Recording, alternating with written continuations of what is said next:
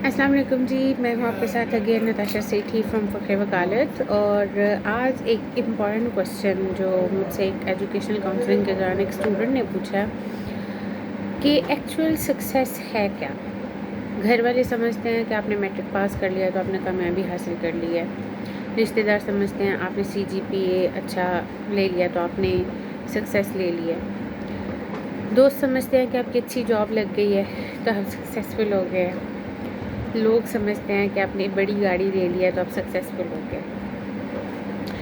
Basically success आपका state of mind है, ठीक है। आपने अक्सर देखा होगा कि वो लोग जो छोटे छोटे एरियाज़ में रहते हैं, छोटे छोटे शहरों में रहते हैं, छोटे छोटे घरों में रहते हैं, लेकिन वो उससे ज़्यादा खुश होते हैं जिसके पास बड़ी गाड़ी, बड़ा घर, ज़्यादा पैसा हो।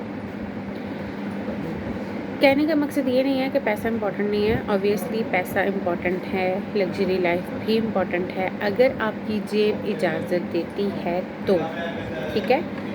घर वालों को तंग करके, लोगों को तंग करके, रिश्तेदारों को तंग करके आप ये कहेंगे जी हमें बड़ी गाड़ी चाहिए, बड़ा घर चाहिए, लग्जरी लाइफ चाहिए, तो that is not a good option और ना ही ये कोई अच्छा बिहेवियर है। आप अंदाज़ा लगा लें कि एक इंसान ऐसा जिसके पास मेंटल सेटिस्फेक्शन ना हो, ठीक है, वो दिमागी तौर पर सेटिस्फाई ना हो किसी भी चीज़ से, तो वो सक्सेस को एंजॉय नहीं करता। अक्सर आपने देखा होगा कि समटाइम थर्ड आने वाला बच्चा फर्स्ट आने वाले बच्चे से ज़्यादा खुश होता है और फर्स्ट वाला उसको घूर के देख रहा होता है, ये इतना खुश क्यों है, फर्स्ट तो मैं आया हूँ, लेकिन उसके चेहरे पे वो फर्स्ट आने वाली एक खुशी नहीं होती है, उसको वो चार्म फील नहीं हो रहा होता।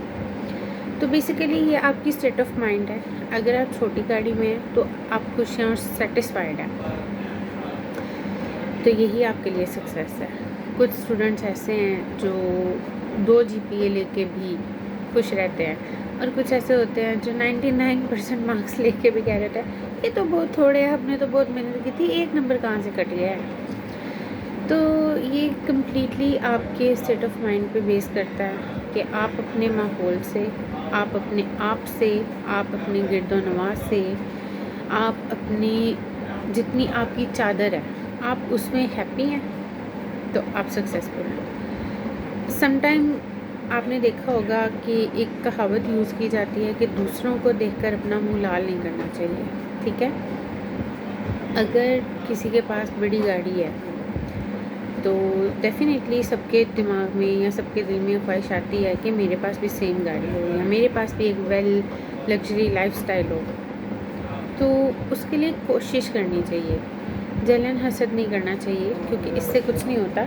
जलन हसद करने से आप काले हो जाएंगे, आपका जो है ना खून जलना शुरू हो जाता है। उस इंसान को फ़र्क नहीं पड़ता, वो इंसान अपने ट्रैक पे चल रहा है, उसने अपना ट्रैक नहीं छोड़ना। कुछ ऐसे लोग होते हैं जो गॉड गिफ्टेड, लेकिन कुछ ऐसे होते हैं जिनकी एबिलिटीज़ वक्त के साथ साथ, एक्सपीरियंस के साथ साथ इम्प्रूव होती जाती हैं। अब उनमें बहुत से स्टूडेंट्स भी हैं, बहुत से प्रोफेशनल्स भी हैं, और अगर आप देखें तो बहुत से ऐसे लोग भी हैं जिनके पास डिग्रीज़ नहीं हैं, जिनमें हमारे आबाओ अजदाद भी आ जाते हैं, जिनमें हमारे पेरेंट्स भी आ जाते हैं। वो हमारे 75% पेरेंट्स ऐसे हैं जो या तो मैट्रिक पास हैं या इंटर पास हैं, लेकिन उन्होंने अपने बच्चों को एक वेल सेटल्ड एक लग्जरी लाइफ दी हुई है। उसके बावजूद उनके बच्चे कश्मकश का शिकार हैं, एक दूसरे को देखकर, अपने दोस्तों को देखकर, अपने कज़नों को देखकर वो इस सिचुएशन में रहते हैं कि वो हमसे ज़्यादा है, हम कम हैं। जो उनके पास अवेलेबल है वो उसमें खुश नहीं रहते, और जो उन्हें मिल जाता है, जैसे अगर किसी बच्चे को बाइक चाहिए होती है, अगर किसी लड़के को बाइक चाहिए होती है, वो बाइक ले लेता है, वो उसकी कामयाबी हो गई। लेकिन अगले ही दिन उसे गाड़ी चाहिए, मतलब उसकी मेंटल सिचुएशन ऐसी है, उसका मेंटल स्टेट ऐसा है कि वो बाइक से खुश नहीं है, अब उसको गाड़ी चाहिए। ठीक है, आपने गाड़ी भी ले दी। गाड़ी लेके देने के बाद अब उसको चाहिए कि मुझे एक वीगो डाला हो मेरे पास, बहुत खूबसूरत सा।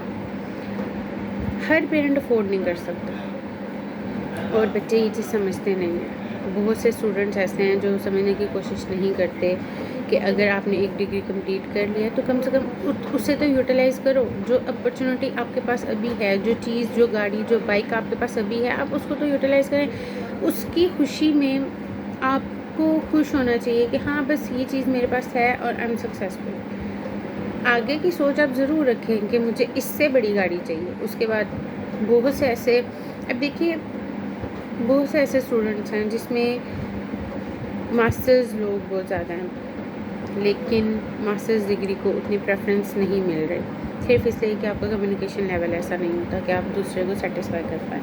जब आप खुद ही सेटिस्फाई नहीं होंगे तो आप दूसरों को क्या सेटिस्फाई करेंगे। तो कोशिश करें कि जितनी जो चीज़, जो कुछ आपके पास है, उसमें सेटिस्फाई रहें। अगर आपने मैट्रिक अच्छे नंबरों से पास किया तो ये अच्छी बात है। अगर आपने मैट्रिक सेकेंड या थर्ड डिवीज़न से पास किया और आपको लगता है कि थर्ड डिवीज़न आपके मुताबिक नहीं है, तो आप उसके लिए दोबारा से पेपर दे सकते हैं, उसमें कोई बुराई नहीं है और ना ही शर्मिंदगी वाली बात है।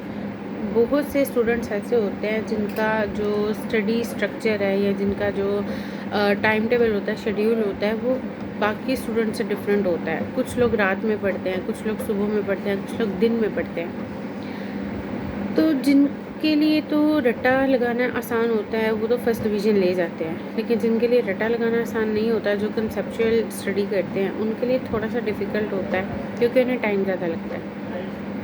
अब अगर वो फर्स्ट डिवीज़न नहीं ले पाता, सेकंड डिवीज़न ले लेता है, तो कोई फ़र्क नहीं पड़ता। हाँ, फ़र्क उस सेंस में नहीं पड़ता कि अगर आपने आर्ट्स एंड ह्यूमैनिटीज़ स्टडीज़ करनी हो तो उसमें आपको सेकंड डिवीज़न चाहिए। आपने सरकारी जॉब लेनी है तो उसमें भी आपको सेकंड डिवीज़न चाहिए।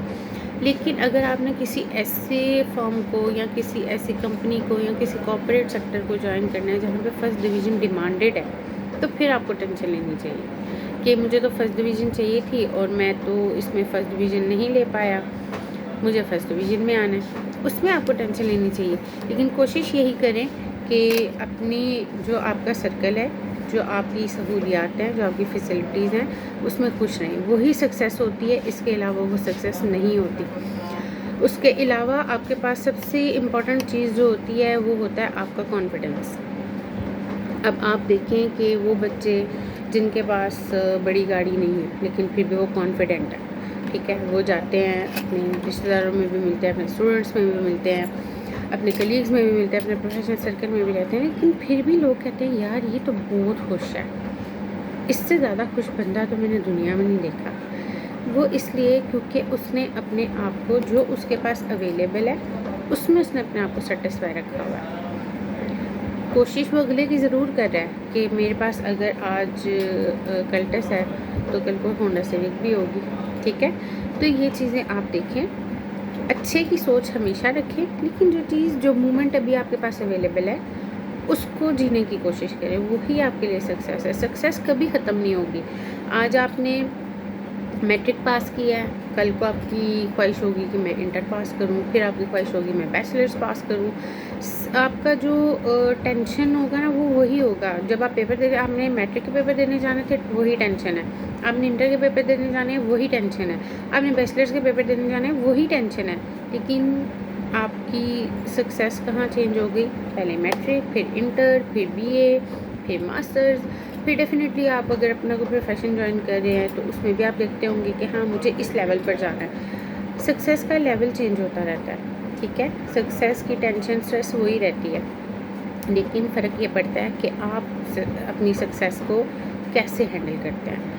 आप थर्ड आने वाले की तरह हैंडल करते हैं, फर्स्ट आने वाले की तरह हैंडल करते हैं, या इससे भी आगे की सोच रखकर उसको हैंडल करते हैं। तो सक्सेस का कोई एंड नहीं है, ये कंटिन्यूसली एक जर्नी है, ठीक है। आज आप एक चीज़ की डिमांड करते हैं, कल को आप एक नया गोल सेट करते हैं, फिर आप ये सोचते हैं कि अगर आप बिज़नेस में आ गए तो मुझे टॉप बिज़नेसमैन बनना है, फिर टॉप बिज़नेसमैन से आप कहेंगे अब तो मुझे बिलियनियर्स में जाना है। तो ये एक कंटिन्यूस प्रोसीजर है।